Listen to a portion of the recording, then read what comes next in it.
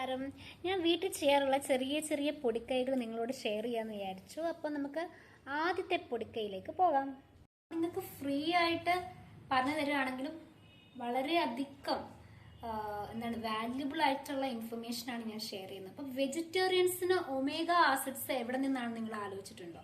അപ്പം അതിൽ ഏറ്റവും ഹൈ ആയിട്ടുള്ള ഒരു സോഴ്സ്, ഞങ്ങൾ ഡെയിലി കഴിക്കുന്ന ഒരു സോഴ്സ് ഞാൻ ഇന്ന് ഷെയർ ചെയ്യാൻ പോവാണ്.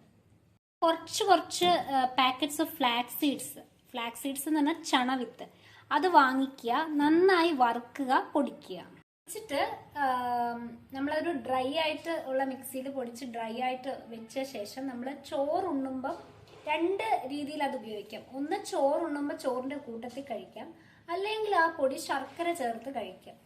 അപ്പൊ ശർക്കരയൊക്കെ മിക്സ് ചെയ്ത് കഴിക്കാനുള്ള മടി കൊണ്ട് ഇപ്പൊ ഞാനും കുഞ്ഞൊക്കെ എന്ന് വെച്ചാൽ ചോറിന്റെ കൂട്ടത്തിൽ മിക്സ് ചെയ്ത് കഴിക്കാറ്. കുഞ്ഞിനാണ് ഭയങ്കര ഇഷ്ടമാണ് ഇതിന്റെ ഒരു ടേസ്റ്റ്. എല്ലാവർക്കും അതിന്റെ ടേസ്റ്റ് ഇഷ്ടപ്പെടുന്ന നിർബന്ധമില്ല. പക്ഷെ ചേട്ടനെ കഴിപ്പിക്കണമെങ്കിൽ ശർക്കര ചേർത്ത് തന്നെ കൊടുത്താലും ചേട്ടൻ കഴിക്കത്തില്ല. അപ്പൊ നമുക്ക് ഇതിന്റെ പ്രോസസ്സിലേക്ക് പോകാം. അടിപൊളി കണ്ടീഷണർ ആണെന്നുള്ള കാര്യം ആർക്കും സംശയമില്ലാത്തതാണ്. ഞാൻ ഇനിയിപ്പോ ഇതിന്റെ കാര്യം പറയാം, മറ്റു കാര്യങ്ങൾ പറയാതെ ഇരിക്കുന്നതിൽ ആർക്കും വിഷമം തരണ്ട. അതുകൊണ്ടാണ് ഇതിന്റെ വെള്ളം തിളപ്പിച്ച് നല്ല തിക്കായിട്ട് മുടിയിൽ തേച്ച് കഴിഞ്ഞാൽ ഒരു കിടിലൻ കണ്ടീഷണർ ആണ് കേട്ടോ. പൊട്ടുന്ന ശബ്ദം കേട്ടല്ലോ. പൊട്ടുന്ന ശബ്ദം അതിന്റെ കൂട്ടത്തിൽ തന്നെ നല്ലൊരു മണവും വരും. അങ്ങനെയാണ് ഇത് കറക്റ്റ് റോസ്റ്റ് ആയെന്ന് മനസ്സിലാകുന്നത് കേട്ടോ. എന്നുവെച്ചാല് ലൈക്ക് ആദ്യമായിട്ടൊക്കെ ഉപയോഗിക്കുന്നവർക്ക് എന്തെങ്കിലും സംശയം ഉണ്ടെങ്കിൽ അത് ക്ലിയർ ആവട്ടെ എന്ന് വെച്ചിട്ട് ഇത്ര ഡീറ്റെയിൽ ആയിട്ട് പറയുന്നത് കേട്ടോ. അതിന്റെ കളറ് മാറുന്നുണ്ട് കേട്ടോ. അപ്പൊ അങ്ങനെ ശ്രദ്ധിച്ച് വേണം നമ്മളിത് ചെയ്യാനായിട്ട്, കരിയാൻ പാടില്ല.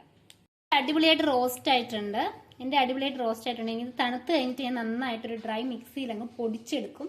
എന്നിട്ടൊരു ഗ്ലാസ് പാത്രത്തിൽ അടച്ച് ഇത്രയും, ഇത് വളരെ കുറച്ച് എമൗണ്ട്. അപ്പൊ ഫ്രഷ് ആയിട്ട് നമുക്ക് കുറച്ച് ദിവസത്തേക്ക് എടുക്കാം. വീണ്ടും വാങ്ങിച്ച് അങ്ങനെയാണ് കേട്ടോ ഉപയോഗിക്കാറ്. അപ്പൊ ഞാൻ കുറച്ച് മുന്നേ ഇവിടെ അടുത്തുള്ള പച്ചക്കറി കടയിൽ പോയിട്ടുണ്ടായിരുന്നു.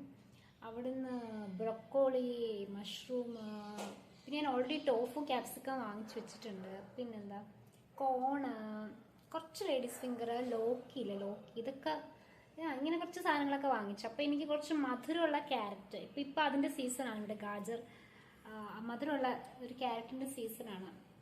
ഞാൻ അത് വെച്ചിട്ട് ഓൾറെഡി നമ്മുടെ ഇത് ഉണ്ടാക്കിയായിരുന്നു, മറ്റേ ഗാജർ ദൂത് ഉണ്ടാക്കിയിട്ടുണ്ടായിരുന്നു.